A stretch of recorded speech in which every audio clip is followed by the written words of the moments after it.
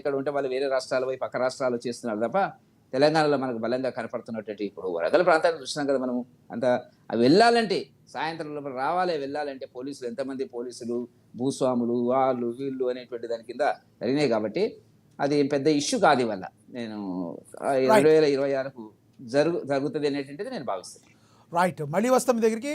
మనతోటి CPI committee member Akkineni Vanaja గారు మనతోటి ఉన్నారు, ఆవిడతో మాట్లాడదాం. వనజ గారు నమస్తే అండి. వనజ గారు చెప్పండి.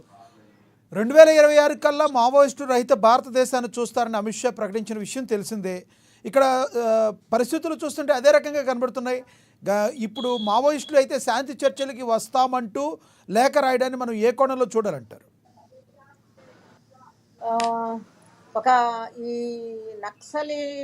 నక్సలైట్ ఉద్యమం కానివ్వండి, దీనికి ఒక రాజకీయ పరిష్కారం చేయటానికి ఆలోచన గనక నిజాయితీతో చేస్తే గనక రాజకీయ పరిష్కారం అనేది అవసరమే. చాలా కాలంగా మేము కూడా ఈ నక్సలైట్ సమస్యకి ఖచ్చితంగా ఒక రాజకీయ పరిష్కారం, ఎందుకంటే అది సామాజిక ఆర్థిక అంశాలతో కూడినటువంటి సమస్య. అలాగే అక్కడ ఉన్నటువంటి పేదరికము, ట్రైబల్స్లో ఉన్నటువంటి ఒక పేదరికం అనేది చాలా తీవ్రంగా ఉండటము, ఇవన్నీ కూడా అక్కడ ఒక లక్షణాలుగా ఉన్నటువంటి నేపథ్యంలో ఒక రాజకీయ పరిష్కారం అనేది అవసరం అనేది మేము కూడా భావిస్తున్నామనండి. కానీ అది నిజాయితీతో కూడిందై ఉండాలి. ఇప్పుడు కేంద్ర ప్రభుత్వము నరేంద్ర మోడీ గారు కానివ్వండి, అమిత్ షా గారు కానివ్వండి, వీళ్ళు అంత నిజాయితీతోటి చేస్తారనేటువంటి అపనమ్మకం అయితే ఇప్పుడు ఉన్నటువంటి పరిస్థితులు అయితే కలుగుతూ ఉంది.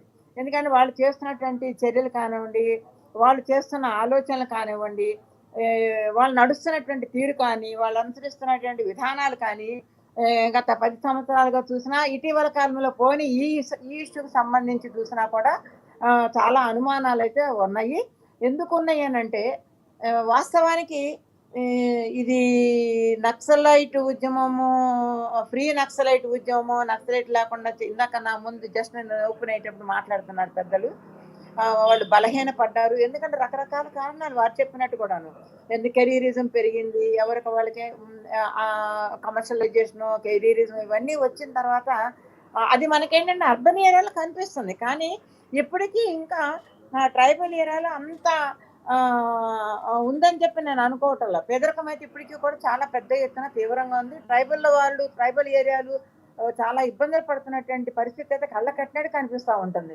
కానీ ఇటీవల గవర్నమెంట్ చేస్తున్నటువంటి కొన్ని చర్యలు కనుక మనం చూస్తే, ఇప్పుడు దండకారణ్యమో ప్రాంతంలో దాదాపుగా రాయ్పూర్ నుంచి విశాఖపట్నం దాకా చూస్తే కనుక దాదాపు 500 కిలోమీటర్లు చాలా అద్భుతమైనటువంటి రోడ్లు నిర్మించడం కానివ్వండి, అంటే రోడ్లు నిర్మించడము, ఆ ప్రాంతం అంతా కూడా సైనికీకరణ వ్యాపించడము, దాన్ని మొత్తం అంతా కూడా ప్రైవేట్ కార్పొరేట్స్కి అప్పచెప్పాలనేటువంటి ఆలోచన, ఇవన్నీ కూడా అంతర్లీనంగా వెనకమాల ఉన్నటువంటి ఆలోచనలు అయితే మనకి కనిపిస్తా ఉన్నాయి.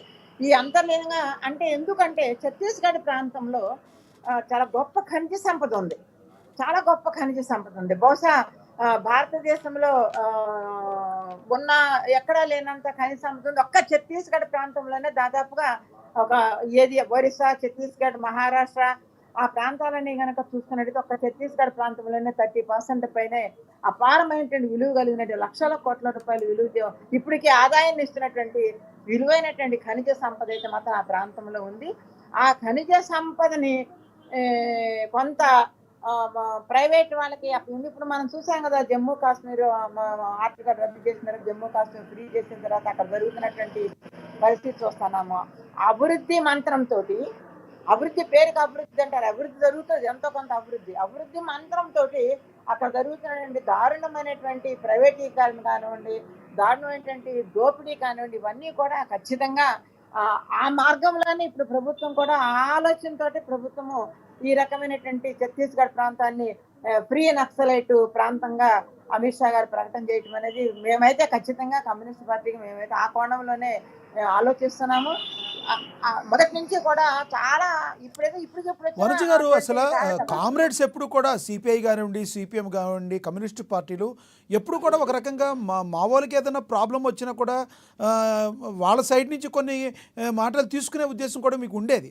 కానీ ఈ రోజున పరిస్థితులు చూస్తుంటే ప్రజలు కూడా ఒక రకంగా మావోయిస్టులకి అంతగా సహకరించని పరిస్థితి. దానికి కారణాలు ఏమైందంటారు? లేదని అంటే కరెక్ట్ కాదండి. ఎందుకంటే నక్సల్బరీ ఉద్యమం ప్రారంభించిన దగ్గర నుంచి ఛత్తీస్గఢ్ ప్రాంతంలో ఇప్పటికీ వాళ్ళకేంటంటే వాళ్ళ సమస్యల మీద వాళ్ళకి అండగా నిలబడింది నక్సలైట్స్ అనేటువంటిది ఒక ఒక అభిప్రాయం, ఒక బలమైన అభిప్రాయం వాళ్ళకుంది. మీరన్నట్టు కదా, కొంత బలహీన పడుతూ ఉన్నటువంటి నేపథ్యంలో ఈ అభివృద్ధి మంత్రం ఇవన్నీ కూడా పనిచేస్తూ ఉంటాయి కదండి.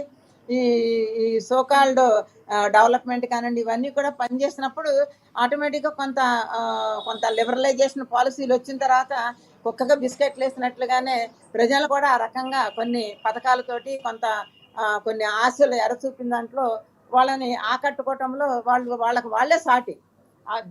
దాంతో కొంత కమర్షియలైజేషన్ వచ్చిన తర్వాత ఆ, ఈ ఈ కమర్షియలైజేషన్ కానివ్వండి, లేకపోతే కెరీరిజం ఇవన్నీ వచ్చిన తర్వాత కొంత వెనకబట్టి బాటిన పెట్టడం మాట వాస్తవమే. కానీ ఆ పేరుతోటి అక్కడ ఉన్నటువంటి మామూలు ప్రజల మీద కూడా, మామూలు ట్రైబల్స్ కూడా ఇబ్బందులకు గురి చేస్తా ఉన్నారు. అది నిన్నగాక మొన్న లాస్ట్ వీక్ 17-18 తారీఖుల్లో మా జనరల్ సెక్రటరీ రాజా గారు ఆ ప్రాంతానికి వెళ్ళొచ్చారు.